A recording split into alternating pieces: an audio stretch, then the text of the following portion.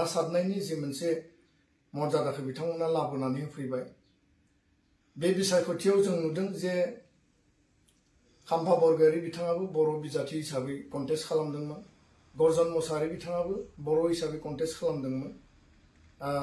आरो डेम'क्रेटिक जि कान्ट्रिनि मोनसे general election बेयाव बयबो हानजाया कन्टेस्ट खालामनो हायो। बिथांमोनाबो मोजाङै कन्टेस्ट खालामदों आरो बेनि थाखाय आं बिथांमोनखौ साबायखर बावदों। नाथाय दुलाराय बर' फरायसा आफादा बे बिसायख'थियाव UPPL आरो NDA खौ जोङो मदद होनो बाध्य जादों। आरो कारना जाबाय जे दुलाराय बर' फरायसा आफादा बे बिसायख'थिखौ जोङो पार्टी पलिटिक्स बा जोङो पलिटिकल दिगखौल' जों नायालासिनो पलिटिक्स फर नेशन बिल्डिं बर' माहारि दानायनि मोनसे बिसायख'थि हिसाबैसो जों नोजोर होदोंमोन। आरो बेखायनो जातिनि अस्तित्व मर्यादा आरो आत्मरैखानि जे मोनसे बिसायख'थि हिसाबै जों नोजोर बोनानै जोङो मदद होदों। कारन दिल्लीयाव जोङो 10 बोसोर बर' MP जों गोमादोंमोन। क'क्राझार ST समस्तिनिफ्राय बर' MP जों गोमादोंमोन। जों नुदों जे थांनाय 10-15 बोसोराव जायफ्रा रुलिंआव दं बिथांमोना 12 जन MLA दङमोन। काउन्सिलाव मेजरिटी, स्टेटआव मन्त्रि दङ। थेवबो 10 बोसोर बर' अनाबर'नि जे राजखान्थियारि जे थासारि आरो जायफ्रा रुलिंआव दङ बिथांमोनाबो बेखौ हमथानो हायाखैमोन। आरो हिरा सरनिया बिथाङा कम्युनेल पलिटिक्स बर' अनाबर' मोनसे आनरुलि टार्मेल सिचुएशन भायलेन्सनि सिचुएशन क्रिएट खालामनानै बिथाङा देरहालांदोंमोन।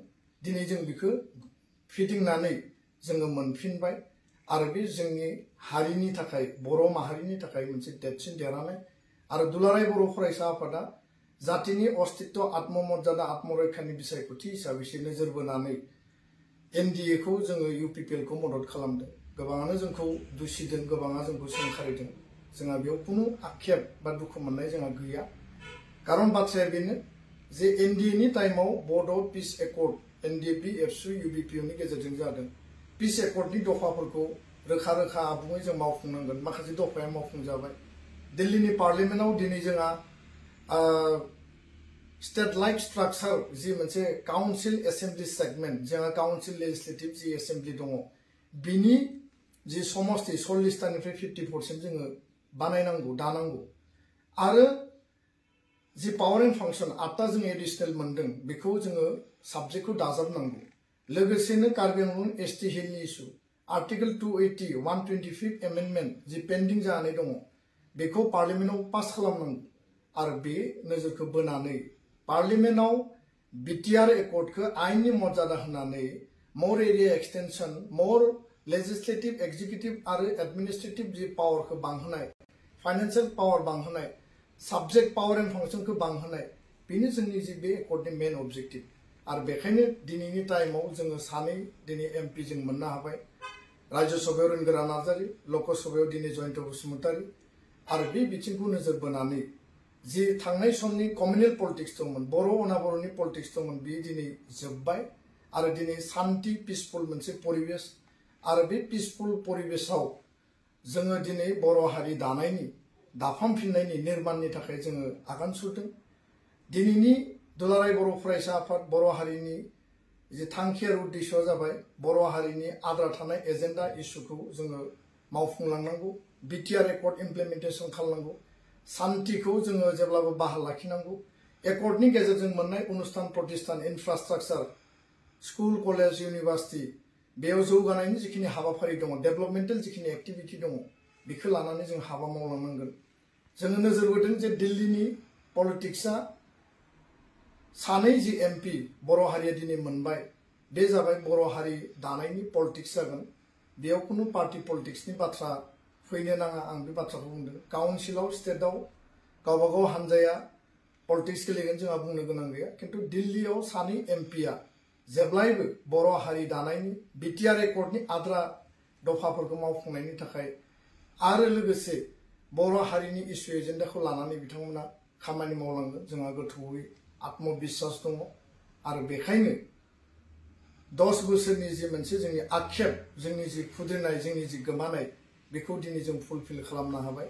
जों नुदों दि दिनै दिल्लीयाव रावबो मेजरिटी मोननो हायाखै। एलायन्सनि दिनै NDA नि सरकार थार्ड टाइमनि थाखाय मदि बिथाङा दानो थांगासिनो दङ।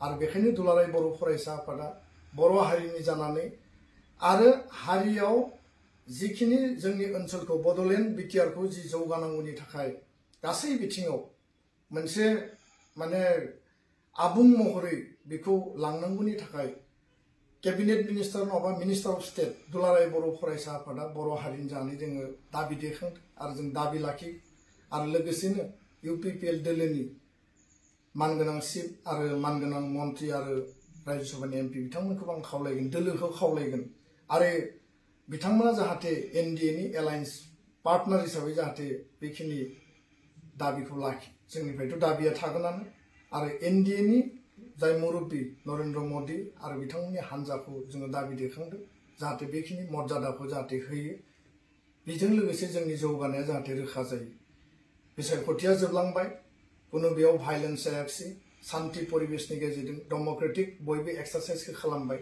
आरो दिनैनि समाव नर्मेल मोनसे टाइम आरो बेखायनो दुलाराय बर' फरायसा आफादा बर' हारिनि जानानै आरो हारियाव जिखिनि जोंनि ओनसोलखौ बड'लेण्ड बिटिआरखौ जि जौगानांगौनि थाखाय गासै बिथिङाव मोनसे माने आबुं महरै बेखौ लांनांगौनि थाखाय कैबिनेट मिनिस्टार नङाबा मिनिस्टार अफ स्टेट दुलाराय बर' फरायसा आफादा बर' हारिनि जानानै जोङो दाबि दैखांदों आरो जों दाबि लाखि आरो लोगोसेनो इउपिपिएल दोलोनि मानगोनां चिफ आरो मानगोनां मन्त्रि आरो राज्यो सभानि एमपि बिथांमोनखौ आं खावलायगोन दोलोखौ खावलायगोन आरो बिथांमोना जाहाथे एनडिएनि एलायन्स पार्टनार हिसाबै जाहाथे बेखिनि दाबिखौ लाखि जोंनिफ्रायथ' दाबिया थागोनानो आरो एनडिएनि जाय मुरब्बी नरेन्द्र मोदी आरो बिथांमोननि हान्जाखौ जोङो दाबि दैखांदों जाहाथे बेखिनि मर्यादाखौ जाहाथे होयो बेजों लोगोसे जोंनि जौगानाया जाहाथे रोखा जायो बिसायख'थिया जोबलांबाय